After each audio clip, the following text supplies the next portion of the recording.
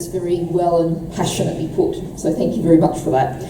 What I'm going to do is ask our third speaker to speak, and then we'll take questions and discussion at the end. So again, I doubt there's a need for a lot of introduction here, but I'm sure many of you will know, sitting on my right is Jean Lambert, the Green MEP for London. She's particularly well known for her work on asylum and refugees, a huge issue at the moment, but also employment and social affairs, human rights and civil liberties. She's a member of the European Parliament's Employment and Social Affairs Committee and a substitute on the Civil Liberties Committee. I'll go for the short introduction and let Jean talk for herself. Well, thanks very much, Natalie, and thank you for the opportunity as well, to be here. And I'm really interested in what's being said in both of the talks that we've just heard, because I think some of the issues raised about the tone of this debate are something that I think many of us have big concerns about. We've already heard Nigel Farage making it very, very clear that issues around immigration, and sort of border control will be a key point for his party in their whole sort of presentation of their No campaign. And certainly, when you look at what David Cameron is doing at the moment, it is, I think, extremely depressing that, labour rights become such a political football at both the national and at the EU level for the UK. And that, Cameron is very much gaming around that as part of the UK renegotiation. I mean, both in the more obvious form about whether it's particular legislation, the Working Time Directive, for some reason seems to be hated by almost every party when they get into government, and yet you think, look, so many of the struggles of the trade union movement over the years have been about the right to control, workers to control their time at work, that it is an issue about, about control and that sort of balance. But this has been seen, I think the word that Tony Blair used about the Working Time Directive was totemic, in terms of whether this was the right sort of Europe or not, and he didn't like it. And there's also, of course, for Cameron too, the question about the so-called refit agenda, whether regulation is fit for purpose. Whose purpose doesn't get asked, but whether it's fit for purpose, and about removing the burdens from business, and particularly sort of small, medium-sized enterprises is the one that we're always hearing. We need to. This is the motor of sort of job creation. This is where sort of most of the new jobs and so on are created, and therefore we have to remove the burden. And that so often that gets translated into the fact, well, if that's responsible for something like 80% of jobs, is what we're told, that's a hell of a lot of people who are being sort of relieved of rights potentially. So it's a good few million people who are going to be less protected at work potentially. So that's another of the sort of areas of concern, I think, for us very much at the European Union level, within the Parliament, not just back here. So, and I think it's true that it isn't just at the moment the UK government we need to be worried about, that there are a number of governments that are also very keen, particularly on the refit agenda. There's support coming from the Netherlands, there's support coming from some of the countries, Central and East Europe, and it is a cross-border issue, not simply a national one, although you sometimes feel that maybe the pace is being set here. You also sometimes find yourself wondering whether that's just what you're sort of trained to. Conservative government is always a problem, and therefore you don't look as widely maybe as you should at the European level. But it is a major issue at the moment. And one of the things, of course, we're seeing health and safety legislation being brought into that refit agenda, as well as issues sort of around working time and a whole set of other areas. And as you were saying, there's a whole set of other things to worry about at the moment as well that makes you wonder, sort of if social Europe isn't dead, it's sort of looking as if it's moving towards intensive care. That where we've had the sort of the whole financial crisis, the people who are picking up the pieces and paying for it are not those who caused it, and that you feel that sort of will that there was maybe 4 or 5 years ago to actually try and get a handle on the financial sector and really sort of put it into line, that will is almost disappearing as things sort of, I hesitate to use the phrase, are getting better. But, as memories sort of shift and as people who were there at the time have moved on into other places, that certainly, what we've seen in a lot of the policies that have been brought to bear, not just on Greece. I mean, I think Greece is the most extreme example, but we saw it with Latvia as the first sort of country running into sort of difficulties with the financial markets. We've seen it with a number of others, that the cuts that have been pushed, about the savage cuts in public spending, linked to serious issues then about access to healthcare, about benefits, that sort of crumbling of the whole sort of public sector, totally counterproductive and running in the face, of course, of what a lot of the research shows us about that good economic thinking sees sort of a strong sort of social protection floor as an economic stabiliser in times of difficulty, and it's also part of what helps a country to recover, when it's hit, as well as being something, of course, which importantly deals with trying to keep people out of poverty, so that they're also in a position to actually have some degree of dignity and choice about what it is that's happening within their lives. So, I think, as I said, Greece has certainly been the most extreme example, and possibly because we've had a government there, a movement, and then a government that actually was really visibly sort of standing up to be counted in a way that maybe others weren't. And so you get the whole question about sort of relations, the issues around democracy, who's making the decisions, and are we transparent about who's making the decisions?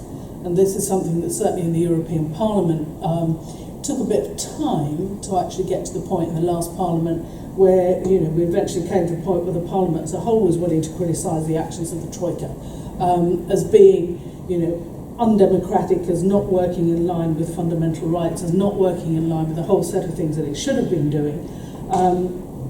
Which is, okay, we've come to that conclusion, now what are we going to do?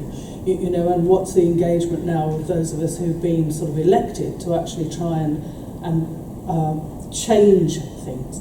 And of course, one of the things that we saw also with the actions of the Troika, and where the questions about recovery are important, about the way in which that also attacked a lot of the rights for workers in terms of social partner agreements, in terms of collective bargaining, a whole set of things where those rights, those practices have just been sort of stripped away, because then you can have a go at sort of pushing down on wages, pushing down on a whole set of things which are supposed to be so difficult for businesses to cope with. They were managing beforehand, it appeared, but obviously that was all a fantasy.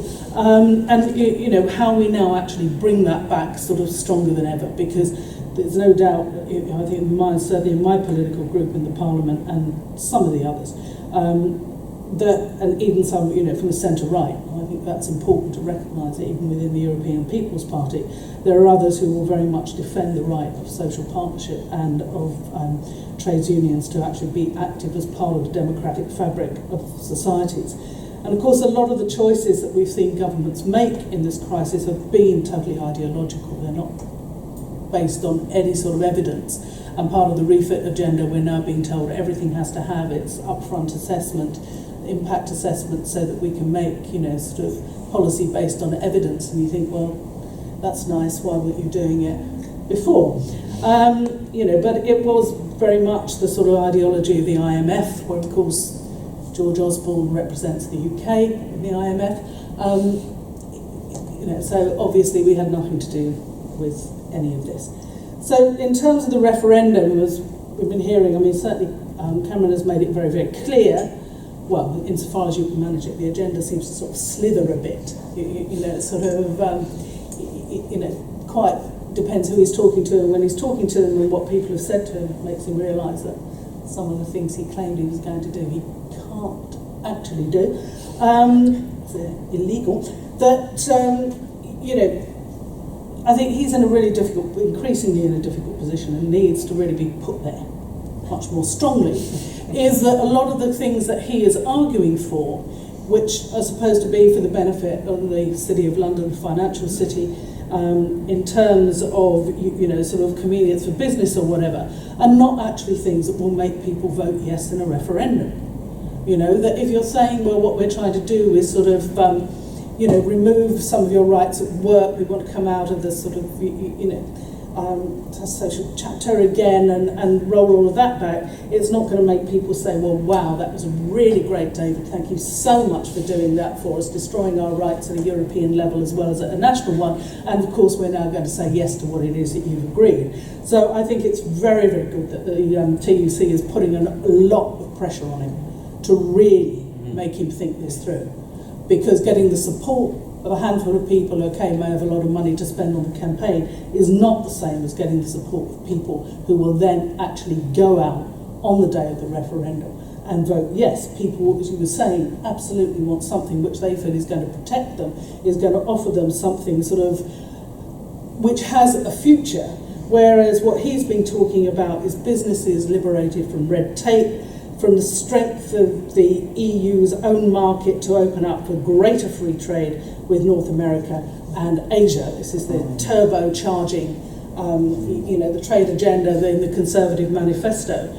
And, obviously it's the Transatlantic Trade and Investment Partnership. It's also pushing for a free trade deal with India, which India's not particularly bothered about having with the European Union at the moment, thankfully. And I think it's been a real shock to the government, actually, the whole sort of energy in the campaign of opposition to TTIP, and a lot of the questions that have been raised there about who's making the decisions, a special law, as it were, for corporations, whereas the rest of us have to make do with public courts and public accountability. Somehow this doesn't apply to business between some of the biggest economies in the world. Let alone what it does to regulation, where members of Parliament, and I count myself obviously one of them over the years in the European Parliament, we've worked damn hard for some of this legislation. We've worked with civil society to get legislation on protecting people from chemicals, from a whole set of things, and I really don't see why we should hand it over now to an unaccountable committee that will then tell us what it was we were supposed to have been doing. So in terms of sort of what's happening with this at the moment, I think trying to put out there that the European Union doesn't have to be and isn't only about that sort of reductive issue about how you make a market work, as if somehow all we are consumers, but that actually we do have something more going for us, and that to remind people that where the treaties talk about ever closer union, it's actually ever closer union of the peoples of Europe.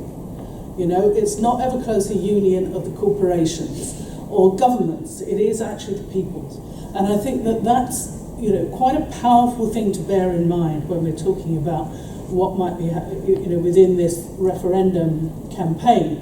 I mean, the Greens, we can see we've got the economic crisis, social crisis. Obviously, for us, we have an environment, from our point of view, the environmental and climate crisis is important. And so our direction of travel is about how do we try and meld solutions together that actually work on all three of those sort of dimensions, that do it in a way where we can create decent jobs, investment that tackles those sort of crises, that whole just transition of the ITUC and the UN and ILO, how to ensure people have decent lives, adequate income, whether they're working or not, public services that support them, and how people can be engaged in the decisions about them, and that our economy serves those purposes rather than all the rest of us having to serve the economy. And I think the referendum campaign does give us a choice, exactly, to talk about what else Europe could be, not this vision of the market. And it does, I think, give us some stark sort of thinking to do about whether we're better off alone and that we fight our own battles within our own borders, and whether or you might look at it and whether we managed by doing that to prevent the contagion of a lot of our ideas and politics spreading elsewhere in the European Union. There are days, I have to say, when it feels like that. You walk in and people are saying, "Oh God, what is your government doing?" And you sort of, I'm sorry. You're better off without us.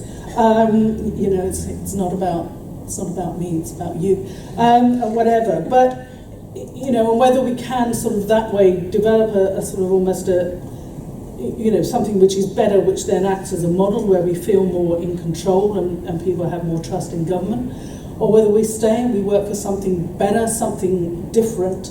For some people, there's no choice at all. They've made up their minds. I mean, my party position will be yes, but we know that not all our members are going to be in love with that as a position. And I'm well aware that people in trades unions are not in a position where they just say, "Oh well, it's all dreadful. There's nothing you can do, so we're not going to bother." It always strikes me that almost by definition, if you're a trades union member, you're up for a fight, positive one. But and of course there is this question about the international outlook and working cross-border, and whether we all know that a good system, decent work, decent rights in one country doesn't necessarily protect you in the future, but it's also that you don't want to be competing internationally with people working on poor standards, low wages, and all the rest of it. So I think that for us we have the sort of this issue about at the European level that there's potential there. But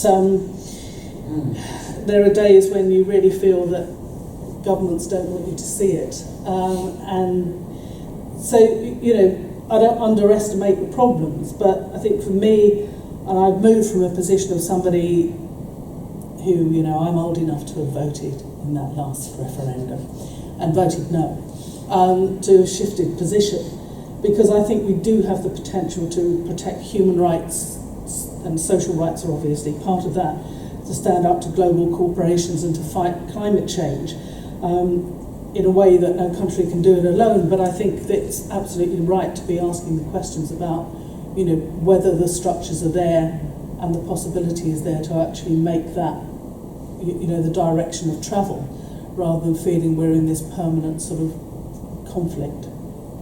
I'll leave it there. Thank you very much. And actually, just reflecting on a couple of points there, you remind me when you say about people tackling you as a British MEP responsible for the British government somehow. The first couple of times I went as Green leader to Brussels, both times I had Danny Cohn-Bendit holding me personally responsible for Nigel Farage, which was an interesting experience. And also, I think the whole refit agenda. I've always thought it's a great slogan. We had the Hazards at Work campaign came and did a Fringe Green Party conference a couple of years back, and their line is very simple: better red tape than red bandages. And I think making that point about health and safety, meaning that people can be confident that they'll come home from work in one piece, is I think a really important one.